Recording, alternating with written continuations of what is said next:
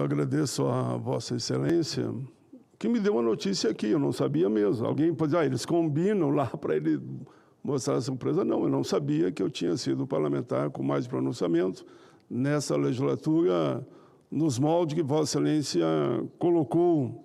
Agradeço, naturalmente. Eu, de fato, gosto da tribuna, gosto. Vossa Excelência também gosta. Vossa Excelência deve estar ali, hein? Deve estar ali, porque Vossa... Ó, viu? Acertei. Vossa Excelência é o segundo parlamentar que mais usa a tribuna. Porque o parlamento é isso, né? Como eu vi dizer uma vez, nunca mais esqueci, parlamento, parlar. Naturalmente, eu não sou italiano, então, parlamento é parar, é falar. Foi um belo pronunciamento que eu vi aqui em matéria de diálogo.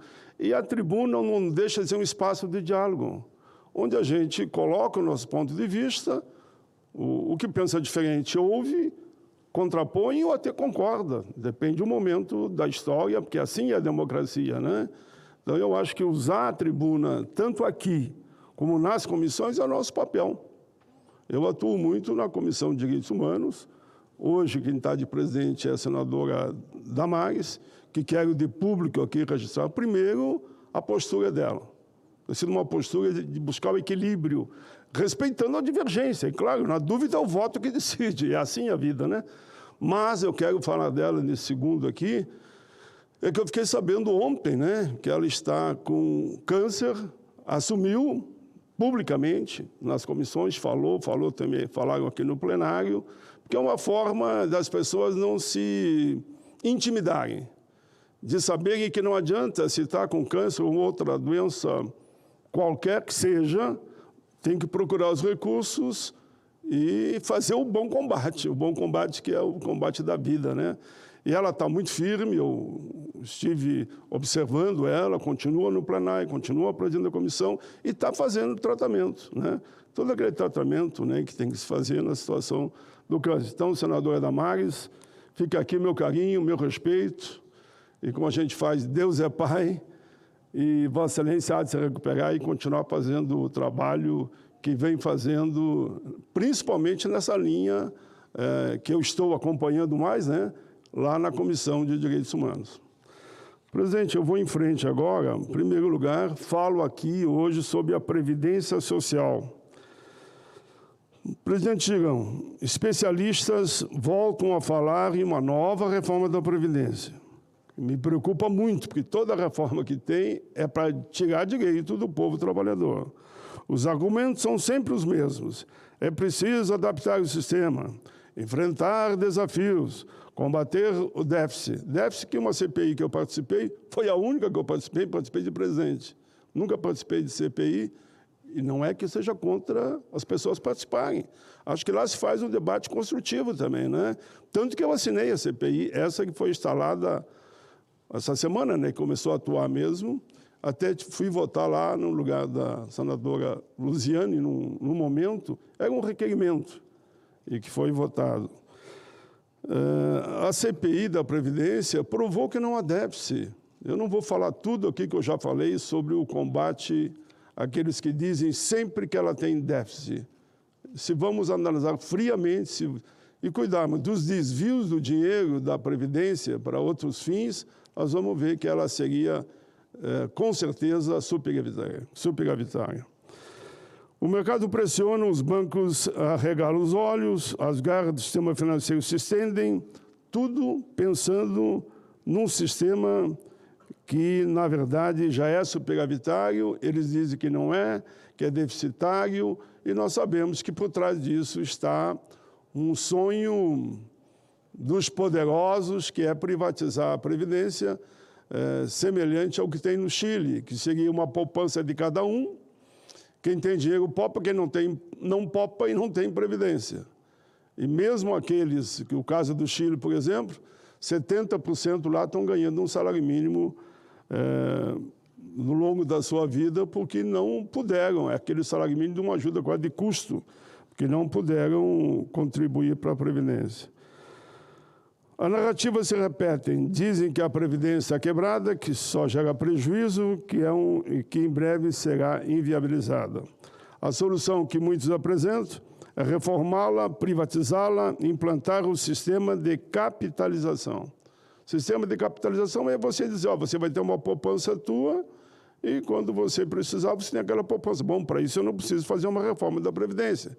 Quem quiser fazer poupança, faz a qualquer momento.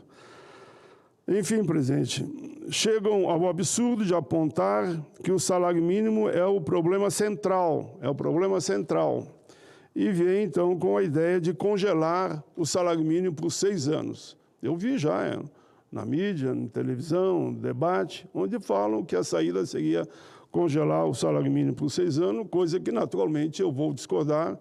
Enquanto eu estiver aqui, eu garanto que não vão congelar o salário mínimo por 6 anos. Eu digo isso não porque eu tenha mais, senador Girão, para não dar aqui uma de, eu faço e acontece, não. Porque eu sei que os pares com quem eu converso não vão concordar em congelar o salário mínimo por 6 anos. Por isso que eu falo com essa segurança.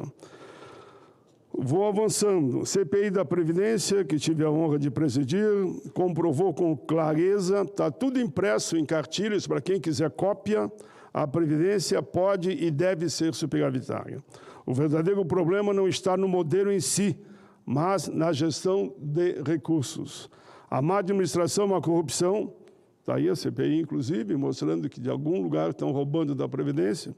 A má administração, a corrupção, as desonerações, a sonegação, uma fiscalização mais severa, as dívidas bilionárias não cobradas de grandes grupos econômicos, falcatruas, por exemplo, essa dos aposentados e pensionistas do INSS, e que agora o governo está repondo dinheiro para eles, mas que o absurdo foi terem eles assaltado os bolsos dos aposentados e pensionistas em algo que falam em torno de 6 bilhões. Enquanto trabalhadores que dedicam suas vidas à construção do Brasil pagam a conta, infelizmente, grandes devedores acumulam riqueza com dívidas bilionárias para a Previdência. E, ainda assim, continuam sendo beneficiados por isenções fiscais. Não seria mais justo enfrentar esse problema do que impor novas reformas ou até congelar o salário mínimo, como eu disse há pouco? Não vão congelar o salário mínimo por 6 meses. Com certeza, esse Congresso há de fazer um bom debate e nós não vamos permitir, como dizem alguns especialistas do mercado. Por que não discutir, por exemplo, outros temas que possam ser aprofundados e que melhore, por exemplo, na reforma tributária, a taxação dos super ricos? Eu penso que é hora de mudar a forma de contribuição também dos empregadores, senador Girão. Essa é uma proposta ousada que eu venho falando nela há uns 20 anos. E teve outros que falaram também, né? Eu acho que a contribuição sobre a folha de pagamento não é o mais adequado. Devia ser sobre o faturamento. E aí escuta o percentual adequado, é 1%, é 2%, é 3%, chama todos os setores juntos, e isso dá uma sustentação e não vai fazer com que aquele empregador que mais gera emprego pague mais para a Previdência. Porque ele tem que pagar 20% sobre a folha de pagamento. Essa é a parte dele. O trabalhador depende de 8%, 10%, né? Mas a parte dele, ele deixaria de pagar sobre a folha, bom, se faturou muito, vai pagar mais. Os pequenos que faturam pouco vão pagar menos, muito menos do que eles pagam sobre a folha. É um debate que eu acho que nós tínhamos que enfrentar. Talvez levar para um ciclo de debate sobre a Previdência nesse sentido, para ver se é viável ou não é viável. Mas que eu insisto com a tese, mas sou daqueles que quer aprofundar o debate. Não me sinto dono da verdade. Sei que merece um estudo aprofundado. Enfim, e não sobre a folha de pagamento, como eu já disse. Esse é um caminho justo, solidário, sustentável, fortalece a Previdência e aqueles que mais geram emprego. Vamos dar um exemplo, só como exemplo. Não é que o pessoal pensa que eu odeio os bancos.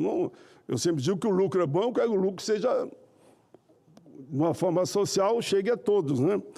Os bancos têm grandes lucros e são quem menos empregam, né? Hoje, com a inteligência artificial, com as redes, com computação cibernética, enfim, todo o aparato que nos permite pegar o celular daqui, fazer uma aplicação no banco ou tirar o dinheiro do banco. cada vez mais emprega menos seres humanos, né? Menos homens e mulheres. Então, eles é que têm uma folha baixa e faturam muito. Os dados estão aí, não precisa eu avançar. A Previdência Social é um dos pilares do Estado do bem-estar social. Eu sempre digo que o nosso sistema de previdência, a nossa Seguridade Social, não é problema, é solução. Tudo vai da visão de cada governo.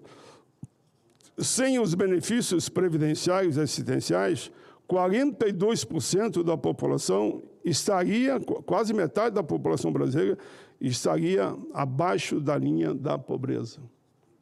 Ou seja, 30,5 milhões de pessoas a mais na miséria absoluta, a mais do que tem hoje. Com problemas, como podemos ignorar essa realidade? Como cogitar um modelo que condenaria milhões e milhões de brasileiros a viver à margem da sociedade? Defender a previdência social é defender o povo brasileiro, é defender o Brasil, é defender a nossa gente. Em 2023, para cada beneficiário direto da Previdência, 2,5 pessoas foram beneficiadas indiretamente. Porque as famílias têm, às vezes, um cidadão lá aposentado, não importa se é pai, se é avô, é bisavô, e sustenta toda a família nos momentos mais difíceis, principalmente. Isso representa, que depende da Previdência, 137,5 milhões de brasileiros. 60,5% da população. Não são números frios, são números reais, de vidas. São famílias inteiras cuja única rede de proteção é a Previdência.